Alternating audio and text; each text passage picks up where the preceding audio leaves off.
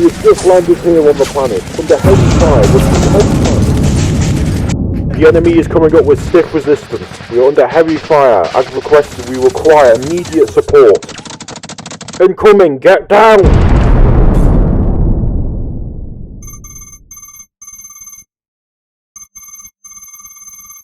Hello and welcome back to episode 3 of the United Earth States here in version 2.2 of Aurora. 2.21 to be specific, with 2.22 coming on the way.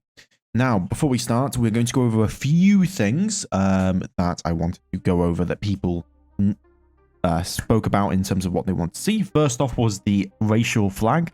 This is the flag that we're using. If you want to know the symbology of it, or symbology. God, I cannot speak. Yes, I do speak English. Each of the stars represents a continent, and then the lighter stars represent the moon and Mars. Then people want me to have a look at ships as well as doctrine and all that stuff. Well, I have done a lot of planning, and that in-depth planning is going to be on the Discord. However, to give a quick summary, and you'll see on screen now, these are our current plans that we will be doing. So that is going to include a few main things. Number one, we are going to standardize all of our ship classes. We are doubling the size of all existing vessels, essentially, class-wise. We are going to be researching into carronades as well as other point defense weapon systems. We are going to be building up a United Earth Marine Corps as well as United Earth Army. The army is going to be replacing Colonial Defense Corps as primary garrison duty in wake of the alien threat being discovered. And we are also going to be massively expanding our ground forces and ships in terms of numbers that we need. This is all thanks to Mars, which has got a ridiculous number of resources, sitting at 87 million tons of resources at 4.6 average accessibility or total accessibility across the planet. Most importantly, has enough corundium that we can start manufacturing mines on world, and then use those mines to begin extracting more building more mines, more construction factories build more mines that can then mine more to build more construction factories. So that is what we're going to be focusing on. I also want to probably look at moving shipyards over to Mars at some point, and just establishing more capacity at Mars. In terms of our existing ships, I will quickly go over. So this is the Basilisk class destroyer we have here. You can pause and you can see. I'm going to give the class components as well. So you can pause and see right there what you want.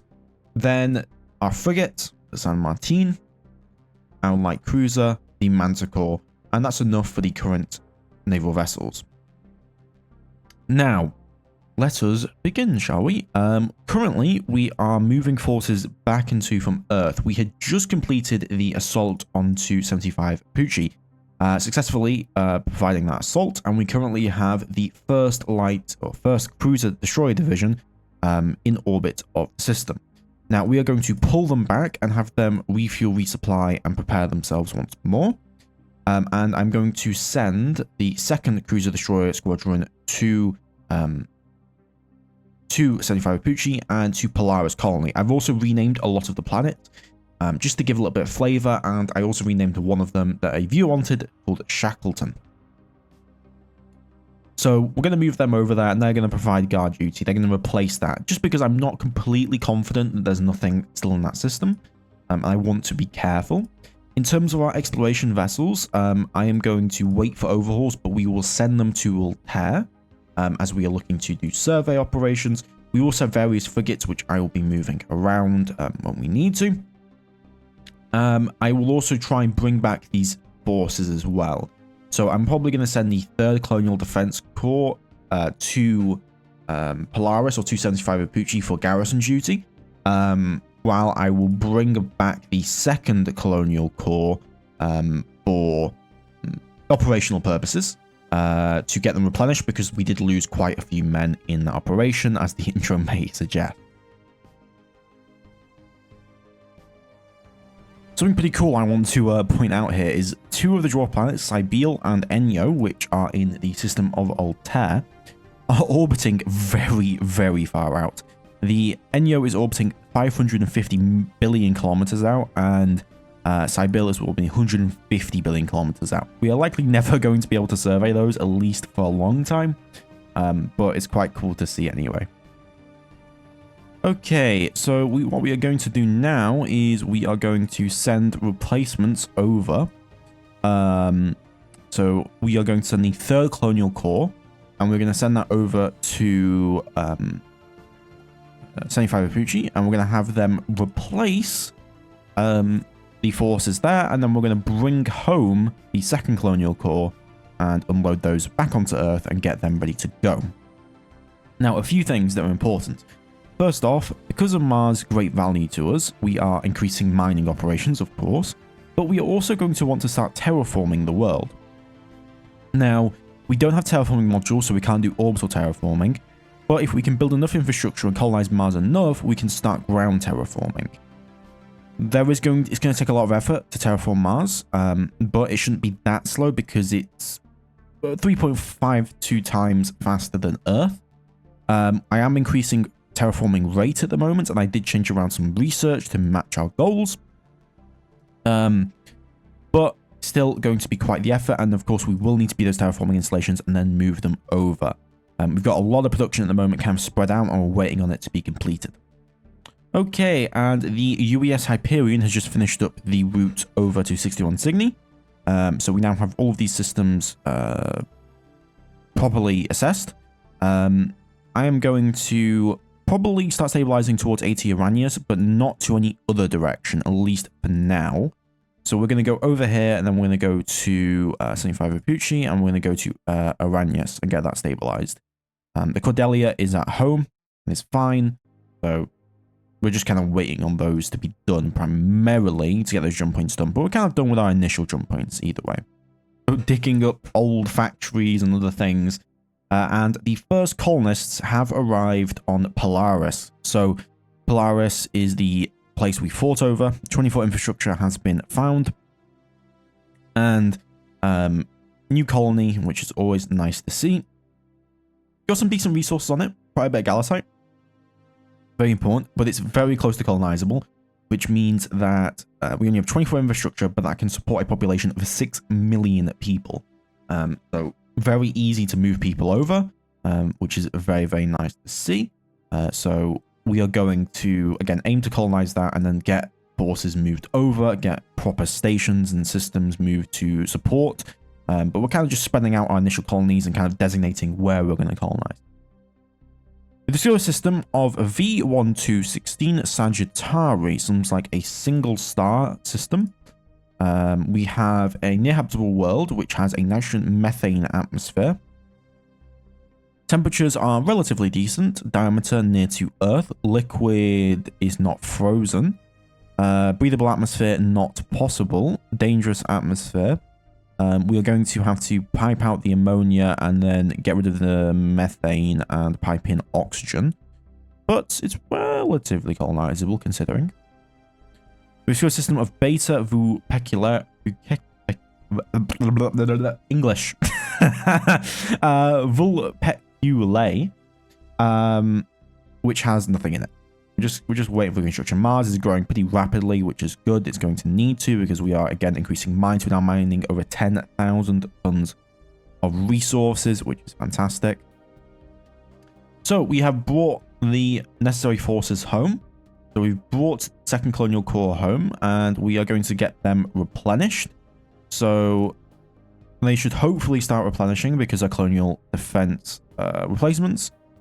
Which will be good. And we've also now moved over the 3rd Colonial Corps to Polaris Colony.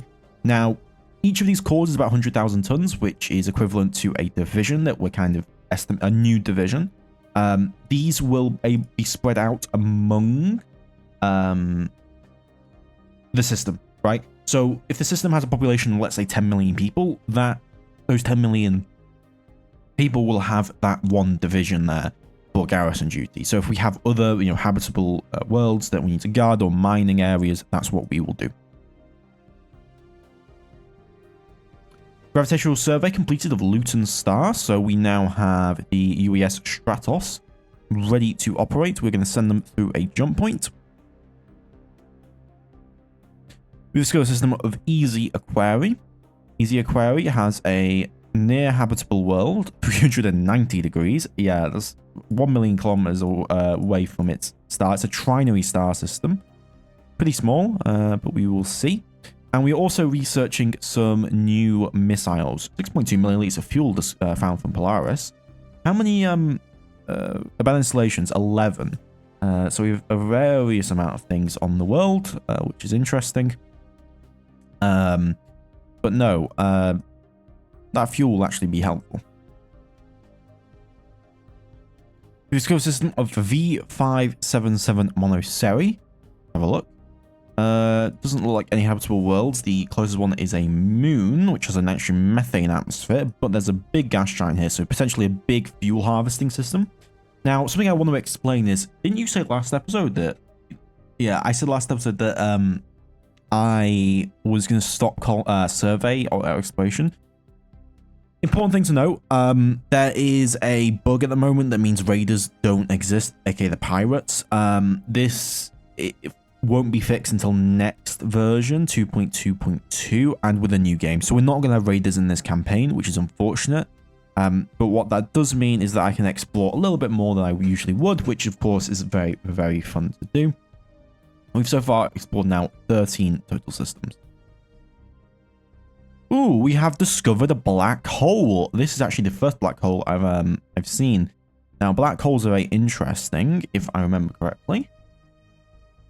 So, the thing about black holes is that they generate a lot of jump points usually. Now, this has a mass of 80, which means there's going to be quite a few jump points. Very, very cool. I haven't seen this one before. So, this system is up here. We can expect there to be a lot of jump points in this direction. We've got a system of Teagarden's Star. No habitable worlds. There is a near habitable, but I can't see it. 2 gas giants. 2 big gas giants. Now, okay, I'm going to bring home the second Cruiser Destroyer Squadron back to Earth. The purpose of this is I think that we're safe now in the system of 75 Apucci. We have ground forces on station. Though we do need to build some surface to orbit weapons, and we will ship over some more stuff. I feel completely fine leaving that for now, and we can't keep them out forever. We don't have the maintenance support capability. 3 new Basilisk-class vessels were built. The Bushmaster, Fer-de-Lance, and King Cobra have been assigned to Shipyard 002. We're going to try and build up to 24 total vessels, which is interesting. We've actually found 4 abandoned advanced geological service centers, which is very interesting on Polaris, which is cool. So I am going to now order the Basilisks, or order up 3 more ships to be built. The UES Asp, Diamondback, and Adder are going to be the next vessels that we will build. And we're also going to go over to Polaris, which now has 370,000 people living on it. And we are going to go over to stockpiles, and we've actually found magnetic fusion drives. Ooh, okay, now that is fun indeed. So that is a lot more advanced, like a lot more advanced. I'm not going to scrap those. Can I transfer those components? I'm going to load those components and bring them back. We're going to make a ship with that, I think. Like, we could make 600 EP. We can make a battleship with that or something. We can make something very, very powerful. That would provide... I mean, to give you an idea, that 600 EP drive... I mean, that's... Okay, can I... So, those engines are 1,500 tons with an EP of 600 and a very good fuel efficiency. So, to give an idea, these engines on this vessel, the Phaeron thrust MPT 240, is less than half the thrust, only 300 tons lighter. This one engine could replace both of these and make a faster ship. That is how powerful that engine is. 2 of these engines is 1,200 EP. A light cruiser has 2 390s, which means has a total of 800. So this would increase speed by 25. How much are these on 390? This would increase speed and save 500 tons by 25%. So we would see a 3,750 kilometers per second speed and save 500 tons on top of that. And we'd also get a lot more fuel efficiency. Very, very interesting. I am thinking we can use those in a vessel. An experimental warship that we can have test weapons on. That could be very, very cool. I'm going to play around with that. Oh, yes. Also, we do need to sort out the Polaris mining situation. So what I am going to do is I'm going to disassemble the... I'm going to move these components back, and then I'm going to disassemble them. Okay, we found 7,200 tons of gallicite on Polaris, which is very nice, actually. We're going to ship that back. And we are also going to Polaris... 480,000 people manning all of its stuff. Terraformers now at 0.13 million people. We are going to start terraforming operations, actually. If we can lower the temperature, we can actually do okay here. So we're going to go ahead and we're going to add in magnesium because it's too warm. And we're just going to add as much magnesium as we possibly can. So just add that to the atmosphere. We have one terraforming installation. That's going to take quite a bit of time. But it's what we're going to do. We've discussed system Bernard Star, and it looks pretty empty except for a gas giant or two. We're not going to have a problem with fuel, that's for sure. System of Herschel 5173. Okay, we have a habitable world in this system. Ice field, ice sheet on the second star. And we have another world over here. Okay, where is this star located, please? So, Herschel is up here. Bernard Star is there. So Bernard Star is approximately, how far away is that in real space? Distance from select system, 13.1 billion kilometers. Real space is 5.9 light years. So if I ordered a vessel there to get to that point, I'm interested because Bernard Star, there's no aliens there. That's another big system. So, Altair, defensive system up towards this point. Bernard Star, another defensive system. Colonized system. And then 75 Apucci over here for 4, and then 61 Stingny on this side. So, I am going to... Oh, this is Herschel, not Bernard Star. So, Herschel is up here. And that is how far away? 19.7 billion kilometers. So, or light years. So, if I take... let's say, transport division, cargo fleet, for example, and I say, okay, assume fleet is jump capable, you're going to go to Herschel. That would be a 12 billion kilometer trip, which is not that bad, really. The Ro Eridani Manticore class light cruiser was completed construction, which is fantastic news. And we've also now increased the capacity on this slipway to 20,000 tons, which is what we'll be upgrading light cruisers to. So we're going to go ahead and we're going to build ourselves the next one, which will be the UES Delta Eridani. I think all of these systems have some kind of colonizable capability. I mean, this is a dwarf planet and a terrestrial world here with a lot of resources. So yeah, we kind of want to colonize all 3 of these systems in this line. Luton Star doesn't have anything, but we can definitely put some kind of orbital platform capability. Slipway added. Oh, we found abandoned infrastructure on Polaris. We did get a mine as well. Very nice. New mineral deposits found, which is good. And we also got that slipway, and the civilian mining colony was increased. So now Polaris can technically speaking support 140 million people because of the infrastructure that's arrived on planet, which is fun. And then we're also obviously moving over a refueling station as well. Mars has now hit 41 million people with 220 mines and is currently mining 12,000 tons of resources and then shipping those over to Earth. This terrestrial world with some resources, this one with some resources. There's also some other resources spotted over here, but it's got a Super Jovian that has fuel, which we can ship in and we can guard. And then Tea Garden Star has 2 gas giants as well. So we can use these 2 systems to fuel 75 Apucci and fuel Polaris as needed, because Polaris has plenty of stuff to mine, specifically iridium, galasite, uranium, which means that it can produce maintenance supplies in system. We complete research into capacitor recharge rate 3, which is fantastic news, and then we're going to now move over the rest of that research into power boost modification, probably, or maybe jump drive efficiency, but I think power boost mod is what I'm going to go for.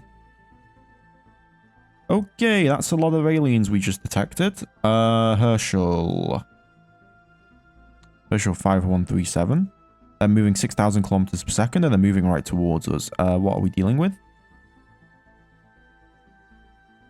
Same aliens? Same aliens. Okay. That is bad. There's no way we outstrip them.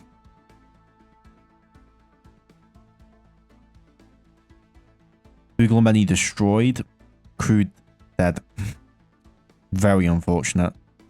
Okay, we have aliens in Herschel. Designate that accordingly and block that immediately. So we are going to restrict that immediately. Military restrict system and military restrict jump points, security status, and miscellaneous. Military restrict that system, please. There we go. And block fleet auto movement route. No one is to enter that system in case, but that is a lot of enemy ships with a lot of capability. Give me information, please. Ship class. 9,000 tons, used railgun fire primarily. Very well. We are going to need to increase production of vessels, that is for sure. So, Vesta over here, this is a little bit of a fortress that we can set up. So we can colonize this, and then this will orbit, and this can give early warning. So if we have a look at current Earth signature, Earth is able to track, of course, but I would like to keep some kind of forces on Vesta for defensive purposes. And if we have a look at asteroids over here in mining, include asteroids, please, exclude alien, search flag, asteroid, include asteroids. We're going to do Sol asteroids, asteroids only. And we can see here that Vesta has resources on it, and then all of these other ones have resources on it. This has resources on it as well, which is quite a few. There's Galasite on this world, which is this mining corporation. But we can mine all these resources and then also get mining on Vesta and also garrison on Vesta. And that can provide us a little bit of early warning against incoming threats. And kind of just overseeing defenses in the belt. A little bit of RP, but also some practical purposes. Whoa, we have found the system of Coronae Australis and holy asteroids. Okay, what's this system? We have a single super Jovian with a bunch of moons. One of them has an nitrogen-oxygen atmosphere. It's actually that big. That moon is 10,000 in diameter, and there's another moon here that's bigger than Earth is. Could you maybe be made habitable? Relatively speaking, yes. Luminosity 850, bloody hell. All asteroids with minerals, please. Because there are plenty of asteroids here. Yeah, a ton of asteroids. With minerals. So, show me. So, this is Australis. Okay, I guess we haven't surveyed, but there are a lot of asteroids here. Very, very, very interesting. Where the hell is the ship? Oh, I don't have fleets on. So, I have begun research into a few things for ground forces. The Orion main battle tank, Leopard infantry fighting vehicles, United Earth Marines, the Phoenix 155mm magnetic artillery. For surface orbit weapons, to complete our goals, we will need to research or design some better laser weapons for direct anti-ship combat ability. So that'll be what we'll be looking at next.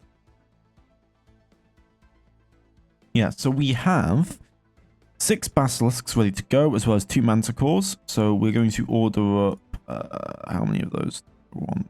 That gives us 6. Yeah, 3 more is enough. So that we're going to end the manticores. We're not going to build any more manticores right now.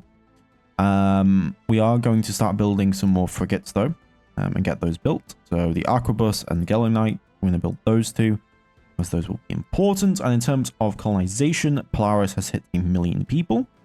And with that 1 million people now available, it's started being able to do things. Now, I would like to move over. It's got its refueling station. I'd like to move over a cargo short station here eventually. Mars is also growing quite exponentially. And I'm probably going to look at moving over where I can more mine. We've discovered a system of Epsilon Eridani. What an interesting looking system here. Plenty of asteroids as well. Nitrogen oxygen atmosphere world. Relatively potential for habitability there. And an H2 Petrovian. So Epsilon Eridani is located over here. Okay. And did we ever have a look at the system of Arconi Australis? Yeah, Australis. With minerals. No, we did not find we did not do a proper survey of that. Beowulf constructed. That's the first fuel harvesting station constructed, which is very good. Gaseous fission reactor, so that is for next engine technologies. Before we go into nuclear gas core, I am going to pick up fuel consumption rate 0.7 liters per engine hour, because I do want to try and improve fuel efficiency where I can. Now, fuel situation is becoming a little bit of an issue. I'm not going to lie to you guys. We're at 23 million liters on Earth. We are currently extracting 6.4 million liters over here. I'm going to start extracting fuel, moving fuel over and start extracting as much as I can from Saturn. Now, Saturn, go back to Sol. Saturn has access to 600,000-ish thorium at not great accessibilities. However, we're going to need to make do. The first fuel harvest station has been moved over. So that's going to be harvesting 2.1 million liters of fuel on its own. We're going to set up the other stuff that's needed for that to work. However, what I will say is I think this episode's been very successful.